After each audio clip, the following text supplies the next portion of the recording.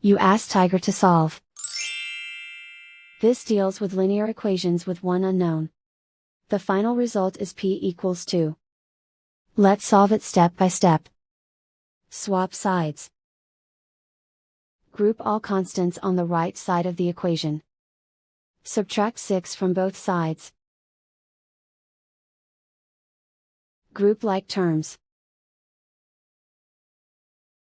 Simplify the arithmetic.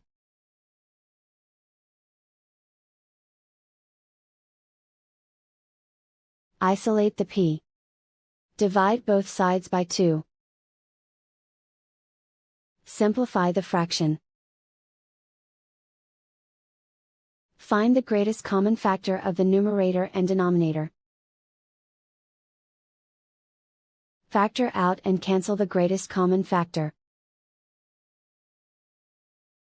And so the final result is p equals 2.